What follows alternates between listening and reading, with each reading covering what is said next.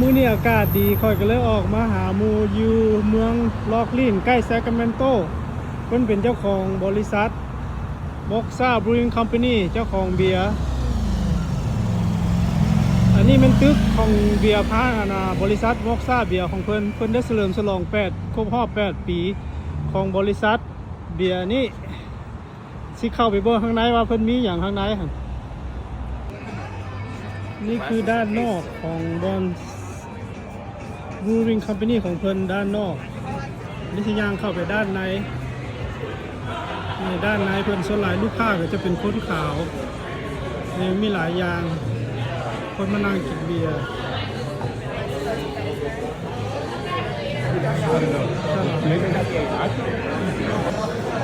เข้ามาด้านใน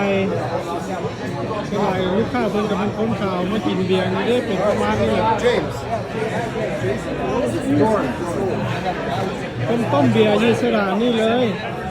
อันนี้ก็รสชาติ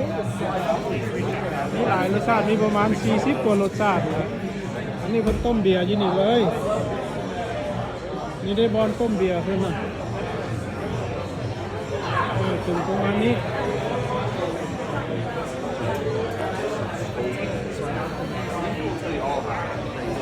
เป็นแวร์เฮาส์เป็นบอนต้มเบียร์แล้วก็หม้อต้มนี่แล้วก็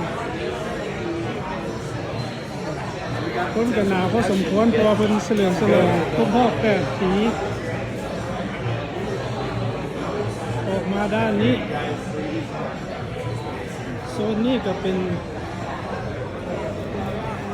ด้านนอกก็ที่ประมาณนี้แหละ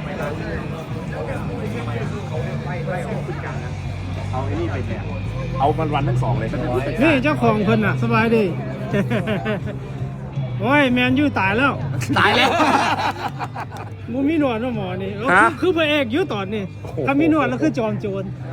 พระเอกอยู่นี่นะพระเอก โจรอยู่นี่ มกซ่าภาษาอย่าง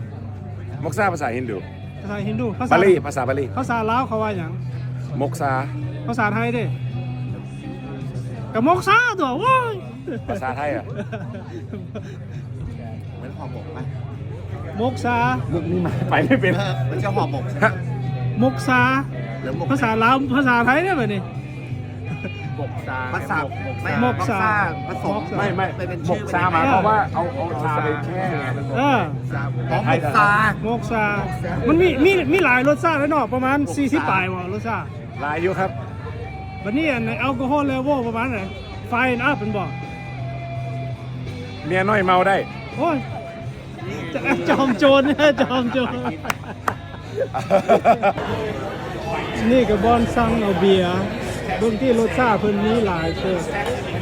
แล้วบัดนี้แอลกอฮอล์เลเวลก็ประมาณ 5% ถึง 18% หรือ 20% ก็มีนี่เป็นแนวนี้ IPA Stout Lager นี่แหละประมาณนี้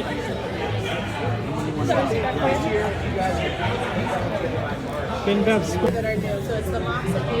นี่ก็คือรสชาติของเบียร์ IPA คือ Light Bean แต่ละอันก็ต่างกันมกซ่าตัวนี้ก็แซ่บนี่เป็นรสชาติบักไม้